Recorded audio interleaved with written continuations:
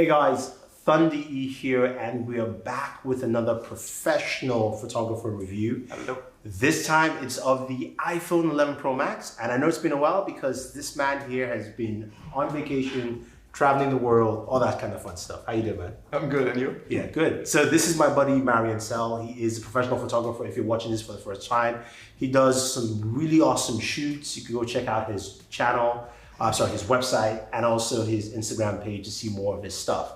But are you excited that iPhone has expanded its camera offerings? Yes, of course, because it seems like it's about time that the iPhone also gets a few more lenses, like a telephoto or like a wide-angle lens. So I was really excited to try it out, and because I'm an iPhone user myself, and he's still on the 7, I think. The 7, yes. Yeah. So I always compared like all the phones that we have tested to whatever I have in my own pocket, and finally it seems like iPhone's catching up on the optical side of things. Okay, cool. So as usual, Marian will be giving you his thoughts on the iPhone 11 Pro Max camera. None of the thoughts are my own because I am not a professional. He is. So without wasting any more time, let's jump in. All right. All right, here we go. I found this little orange car and wanted to take 3 photos, one with each lens to get a comparison in sharpness and in detail. The regular lens, which is basically an equivalent of 26 millimeters, that is the lens that has the biggest sensor, and it is quite obviously also the sharpest lens, the lens that has the most detail. And I compared this to the lens that's called a telelens, which is technically not the right description because the telelens should be starting maybe around 70 millimeters equivalent. This one here is a 52 millimeter, which is typically considered a normal lens. And then we've got the super wide angle, which is actually insanely wide angle. I've been actually blown away. You can get really crazily distorted perspectives with this one. And it's super, super fun to play with this one. But well, looking at details, the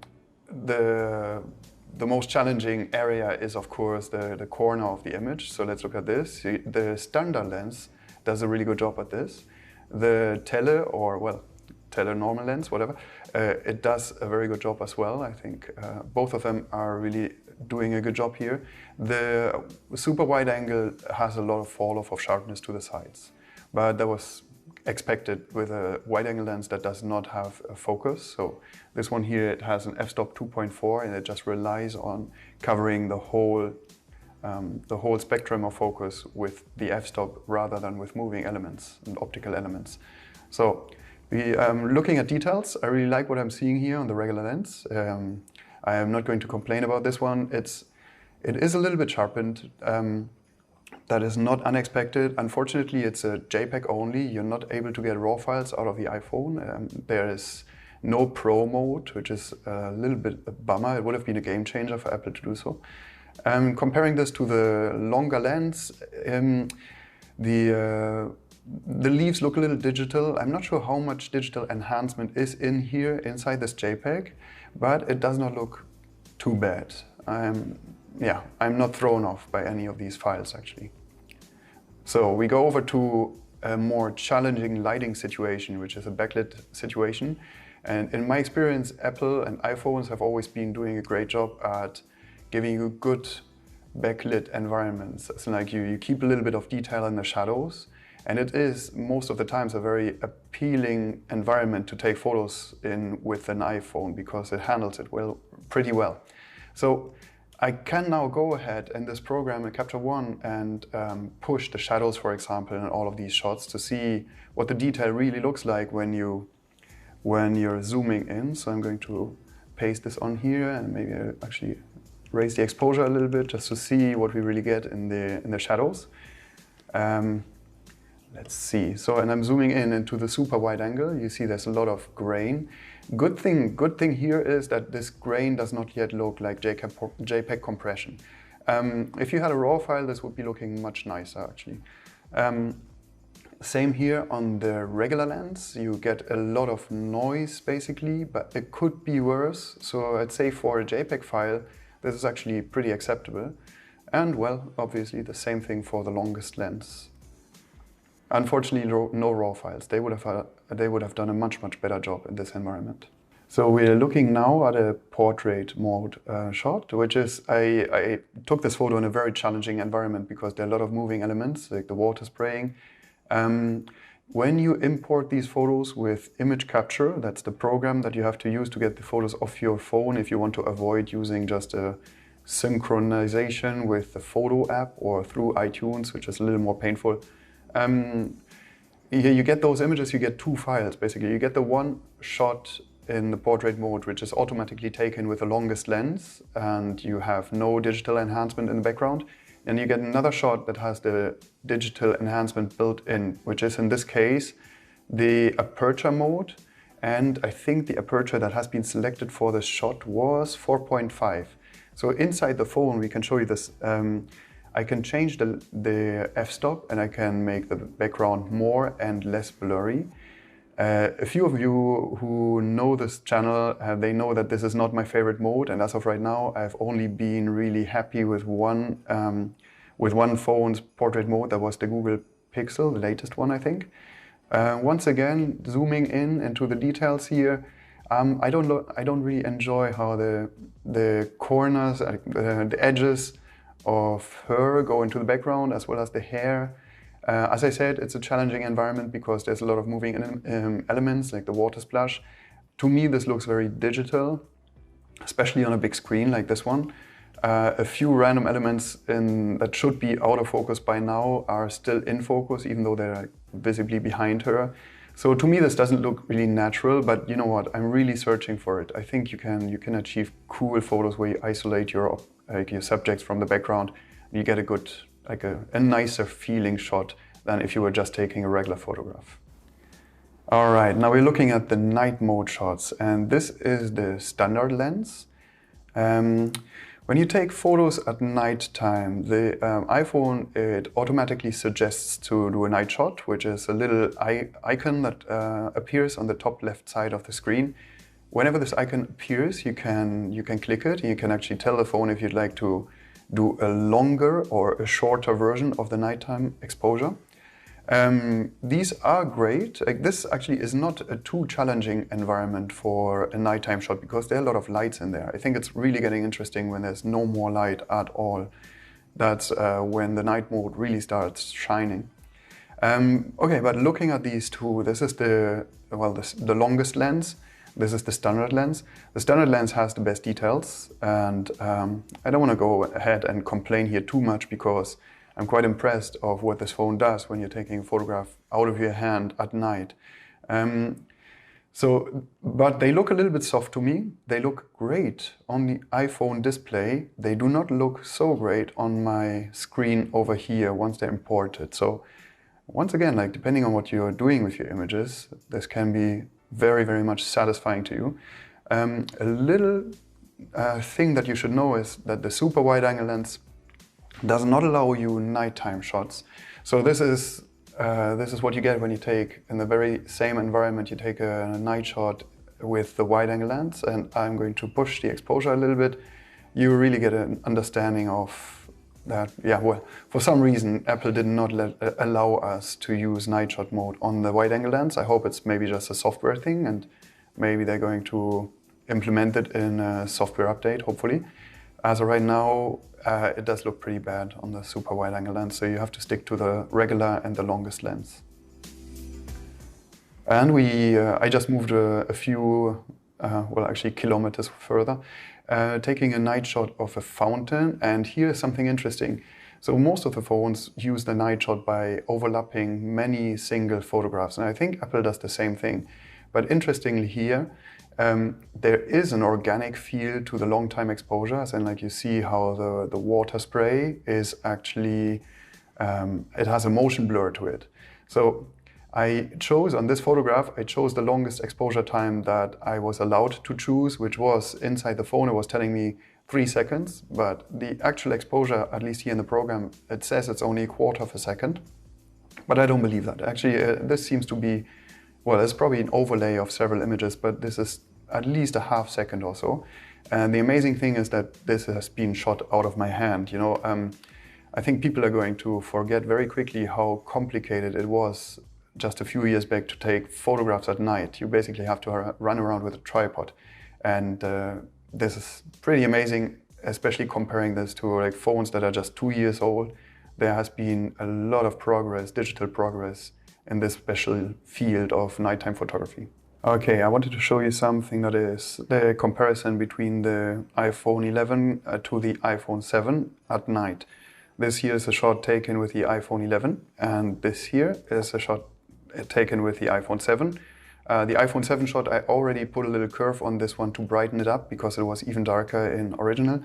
You can see, especially in the very dark areas of this photograph, how much more detail you get out of the iPhone 11. So that's for like, let's say 3 years or so, the 3.5 years that are lying between those two phones.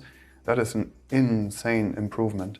You get all these details here that are completely gone in the iPhone 7, those little lines, you get them in the night shot of the iPhone 11. That is quite fantastic. I'm really happy with this. It looks to my eyes here on the screen, it looks really, really digital. That's just a side effect of the night mode for me personally.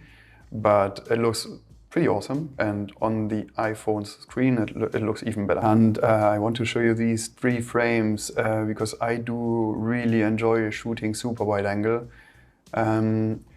This one here in particular I want to show you because in this location, in this house, it was very, very difficult to get a cool environmental shot of the house. I tried to take a photograph with my iPhone, and I was running around trying to get a photograph that basically captures the feel of the house with my iPhone 7. Pretty much impossible because it is a narrow space. So with this iPhone 11 super wide angle, you really get a feel for the place, for the space. Also, you get a good feel for, once again in this file, now I'm being unfair, but you get a lot of blur towards the edges as well as you get a little bit round corners. I mean, obviously this is a 13mm equivalent. This is super wide angle. It would be unfair to just complain, but well, the corners are getting soft, that's for sure. Nonetheless, I couldn't have taken this photograph on a regular iPhone. Or just an iPhone that's like a year older than this, so I love it. Also in this one here, you get an idea of how distorted things are really getting. Like I'm so close to Sophie here in this photograph. She's getting those big shoes. You know, it's like it's really fun how much distortion you can get if you want that. I wanted to show you this one here, which is a panoramic shot on the super wide lens. And you see on the one side, you see my feet. On the other side, you see my helmet because I was bicycle riding. And it's really cool that the iPhone allows you to take panoramic photographs on each lens as well as vertical and horizontal. This is really easy handling panoramic modes, really enjoyable.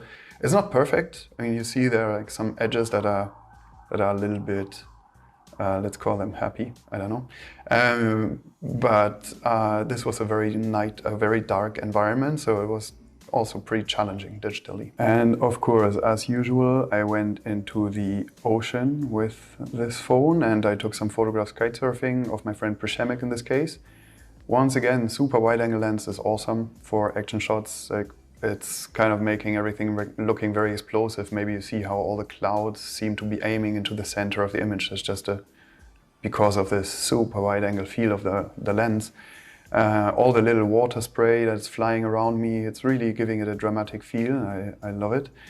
The autofocus on the longest lens is also quite good, so no problems. Actually, at the time when I was taking the photographs, I didn't know how to shoot bursts. You have to basically drag the shutter to the left side, then you start shooting bursts.